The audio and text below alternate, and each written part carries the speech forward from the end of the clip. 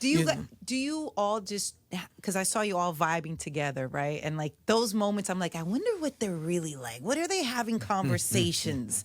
What are those conversations like when we are seeing icons hanging out together? What happens in those rooms? Fill us in. I mean, a bunch of praises, like a lot of man. praises amongst each other, right? Like, what would you say? Pretty much, yeah. You know, just showing love, and I mean, obviously, it's a big thing that Nas is involved, and I love what Mass Appeal's doing.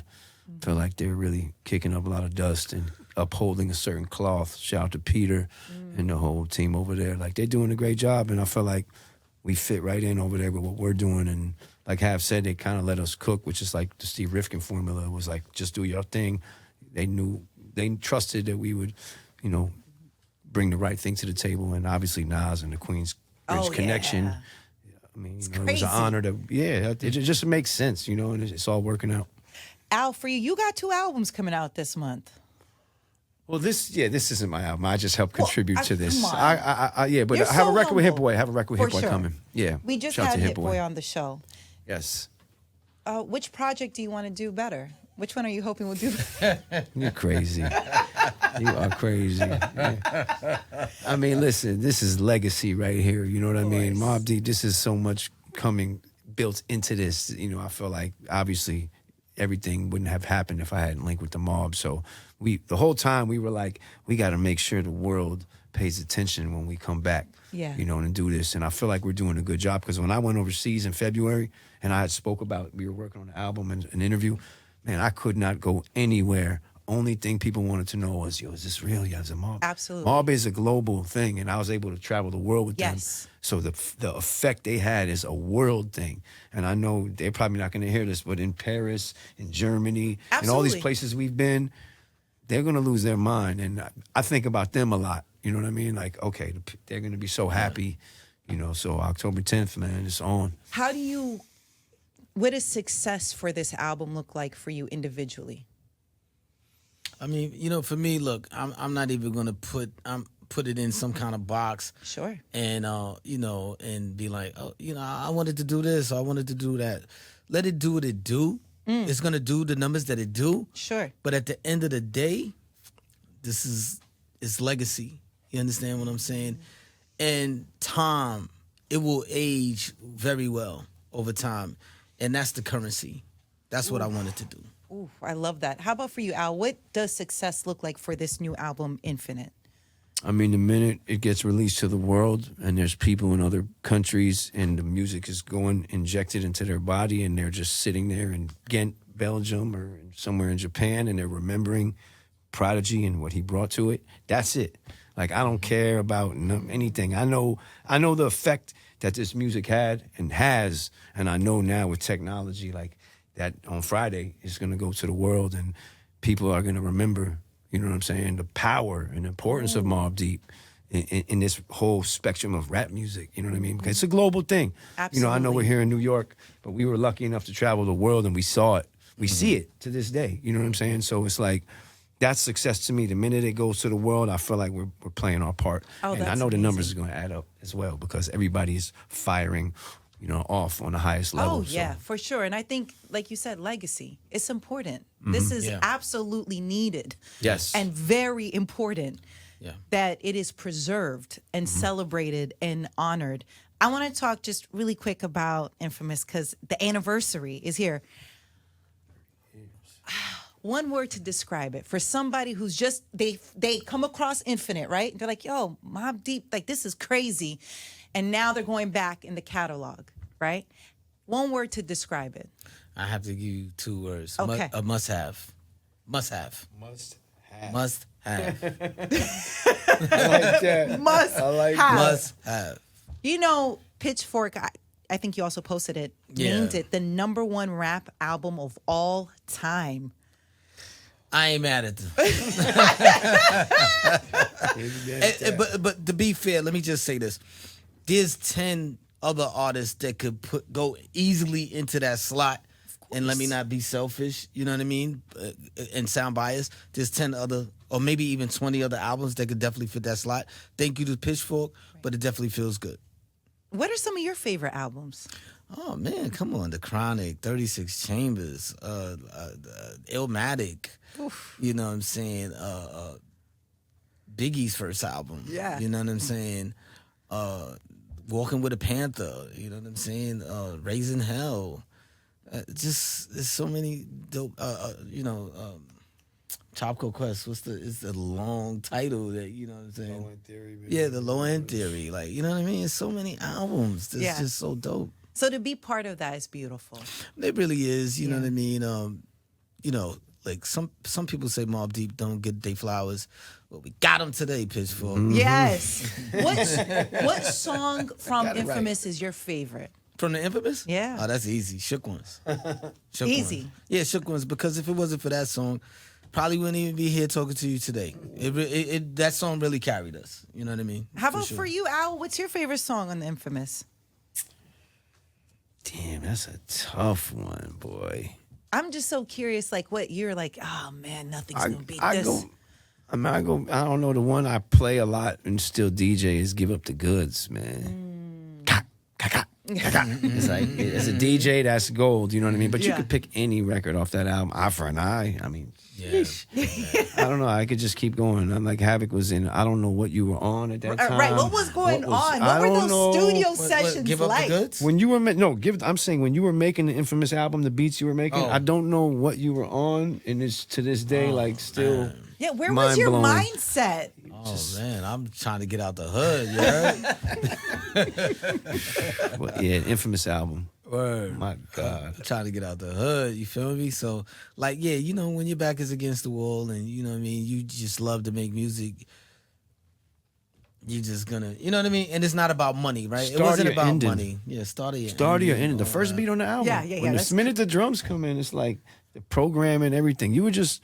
You were somewhere else. I don't know. Like, Yeah, God, thank God, man. Straight up, Wherever you were it was, something. we like it. Next dimension. Thank you. Did you know Shook Ones was gonna do what it was like No. ultimately did and changed everything? Not at all. You know what I'm saying? Really? And actually, Shook Ones, it was a part 2 to a part 1. So, you know, the part 1 didn't really, you know what I'm saying, didn't really grab a lot of people. So we did the part 2 hoping that we could just, you know what I'm saying, like, recover from, you know what I'm saying, something not being so crazy. But yeah, you know, we didn't know. But we worked the album, the song for a year, and it just became this cult classic. Absolutely, to this very day, for sure. Now, Alchemist, you're from the West Coast. Yes. There was a lot going on with Mobb Deep, West Coast and East Coast at that time. Did you feel, I really want to work with Mobb Deep, but I know there's like a lot of motion happening at that time. Were you concerned? Were you worried that, you know, you just want to make music and then you're going to get pulled into different things? I mean, that's part of it when you work with artists from the street. But I think people don't know Mobb Deep got love in L.A. Like, we always got super love. Anytime I was with them, like, Got It Twisted was a big record in L.A. Like, Mobb Deep always got love in L.A. I mean, I know there was the East Coast, West Coast thing, but I think you're just saying to the part of being in this music and sometimes getting caught up. But there were times where there was risky scenarios, and it was like, okay, should I? You know? But we wrote it out, you know what I mean? And the music was so powerful, it protected us, you know, and we made it through. I mean, it's just, you know, that you know their music. Oh, so yes. you know what it can attract sometimes. Sure. But, you know, God bless, we made it through all of that, you know? Man, yes. And I wanted to ask you, Havoc, because, you know, this is the first time, like, as fans and growing up and not fully understanding the landscape, did Mobb Deep and Pac ever make amends at any point? Nah, we never got a chance to. We really, literally never got a chance to. He passed away before we could even fight. You know what I'm saying? In person, and I kid when I say that. Of course. Because like when we saw each other, it might have been a little bit of a friction between crews, right? But then time heals all. Sure. You know what I'm saying? I believe that, you know, 30 years later, we might have had a Pac feature on this Infinite album, you know what I'm Right. saying? Because Pac was mindful, thoughtful. Of You know what I'm course. saying? A visionary. Absolutely. So I believe, you know, something like that would have happened. I think nobody really understood why there was even tension. Was it because that Pac thought you guys slighted him on a song and then he responded back, No. threw you guys and hit him up? No? Okay. No. I don't think that he thought that we slighted him. it's this. I think when we made Survival of the Fittest, inside the song, we was like, yo, Thug Life, we still living it. Right. You know what I mean? And, you know, he was on that Thug Life at the time. But that's something that we was saying around our way anyway. Like, yo, you know what I'm saying? Fake thugs and all of this. So he probably thought that maybe we was, you know, maybe kind of like saying something about him. That's just my theory. Yeah. But, you know, when he did do it, you know what I'm saying, anybody guess was good as, you know what I'm saying? Like, I had no idea why he you know what I'm saying, he sent shots at us, but we was, you know, hip-hop's a contact sport, so, you know what I'm saying, we was ready for it. And, you know, he was famous at the time, so we wasn't tripping. we was like, yeah, say some more. What else? Like, what else? What did you think when you first heard Hit 'Em Up?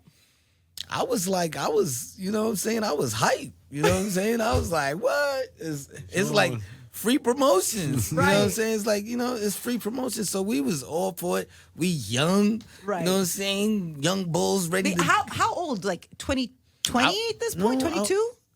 Yeah, probably like, around so like young. 22. Yeah, Yes. 22, yeah. And then you guys put out Drop a Gem, and, you know, Yeah. it's competition. But, you know, I always wondered that. I guess, like, down deep inside, I want to see amends happen at some point. And also, it's great to get clarity on actually what was going on during that time. Through your experience, thankfully seeing, you know, the different times, what are you most proud of at this point, right? Like, going through all these experiences and being here now, and you're like, man, people don't realize how lucky they are at this point. Yeah. I mean, look, my most proudest moment is just even still being here. Ooh. You understand? Navigating that. Like, the 90s was like the Wild Wild West. You know what I'm saying? Anything could change in the blink of an eye. You know what I'm saying? So you had to make the right decisions. I need to be wearing a T-shirt that say I survived the 90s, like, because you know what I'm saying? Like, that's my greatest accomplishment. You know what I mean? And I'm proud of that. Yeah. Oh, that's great. How about for you, Al? Because obviously Mobb Deep was Mobb Deep before you enter the picture. Of course. How are you seeing these moments and comparing it to now? What, the old stuff? Yeah, like just seeing like the survival of the 90s. And I mean, you know, yeah, like I said, it was some wild times that I had with them that were definitely... Danger was kind of wrapped up in looming. I didn't know it looming in came the with the, you know, deal. Like, yeah, you have to also be careful for your life. It's like, I'm just here to make beats. Right. But I mean, yeah, the 90s was wild. And I moved to New York in like the late 90s, and I caught the end of the tunnel era. Oh, so wow. I was able in a couple of, I did get to experience, you know, that wild side of New York. And I mean, you know, I learned how to stay out of the harm's way too. And also I feel like certain people that they look over us. I feel like, for real, I probably have some angels, man, because it was some situations. I was going to ask you, was there a moment you remember that you are just thankful, luckily, you survived? Yeah, for sure. Definitely with us on the road and things in general. I mean, you know, it was a blessing. And it was like, I always said that, like, you know, somebody's looking out for us because I guess we're here to do something and, you know, we're doing it. And I don't take it light, but for sure, there was times it was like something else protected us there because we made it, you know? Yep. That is, just hearing you say that, like you hear these stories, but that's crazy. Oh, it happened. I swear to God, it was like, and I would always trip every time, but it was like, you know, you keep your faith and you try to, you know, do the right thing. And some of them didn't make it. Yeah. I know, you know, we have friends, but God bless. For Quiet Storm remix, what made you guys put Kim on that? One of the hardest verses ever. One of the best ever. You know, look, man, I used to get tired of going to performances, shows, Mobb Deep shows, and it's all guys. You had a plan for that. I got something for y'all. Kim. I was like, we got a remix for that. Yeah. You know what I'm saying? Kim. Yeah. We summoned little Kim, and we said, you will be the point person to get us the female fans. Yeah. And it worked. And so it was. Yeah, and it worked. You know what I mean? Whose idea was it? Do you remember? You know, man, it's tough. Could have been Prodigy's idea, my idea, but we knew that we needed to kind of get the ladies on board with the movement of Mobb Deep, and you know, so we tapped Little Kim.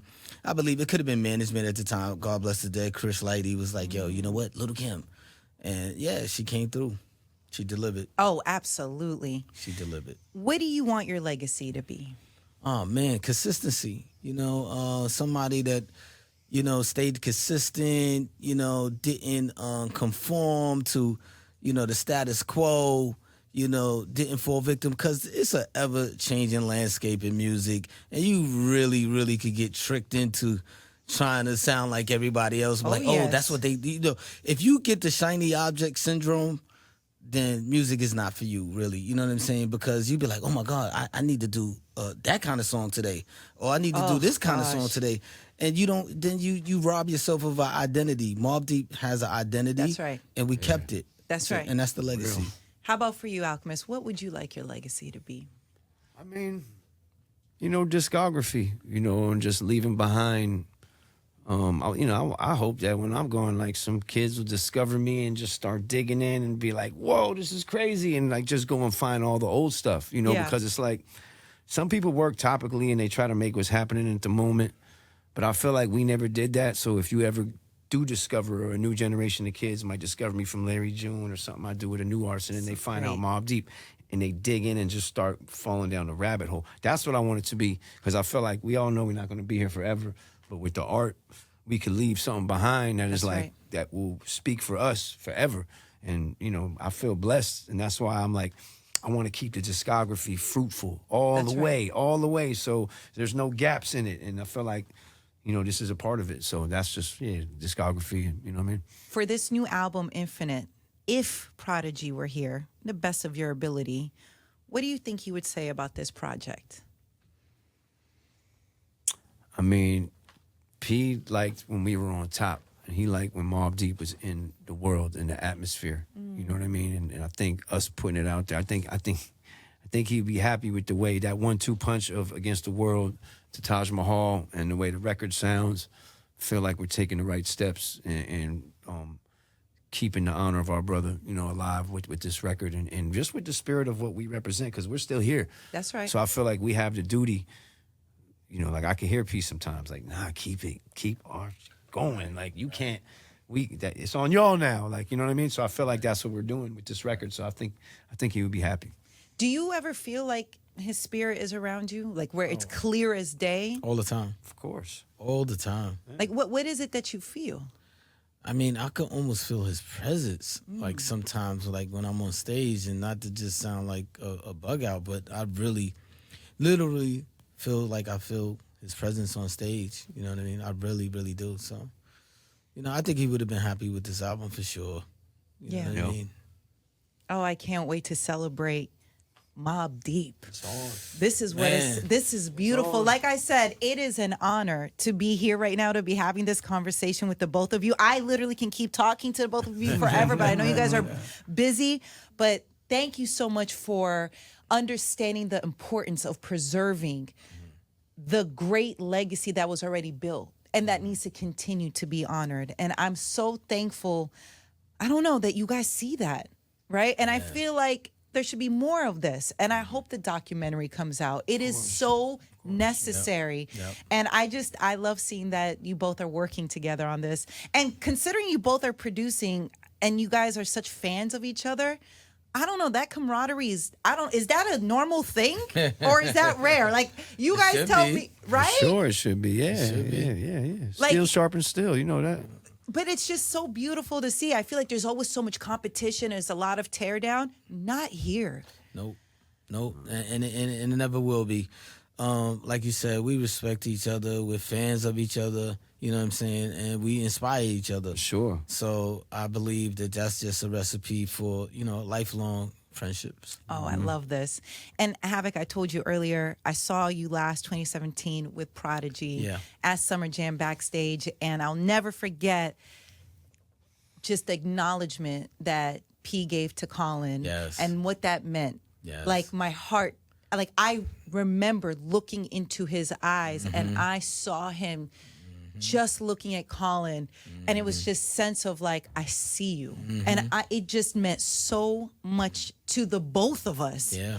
So to be sitting here and actually being able to tell you that, I wish I Thank had you. a chance to obviously tell P this, but his spirit is so powerful. And I feel like he was way ahead of his time. Yeah. Oh yeah. way ahead of his time. Like just everything he was on. Please, I encourage everybody who's coming across this, listening to the new album, do your research. P was ahead of his time, calling out so many things that we're now like, damn, how did he know this? Yeah. But it's full circle. So thank you both for being here. Thank you for working hard on this album and sharing it with the world. Mobb Deep forever. man, yeah. Let's go. Thank you for having us. Thank you for having us.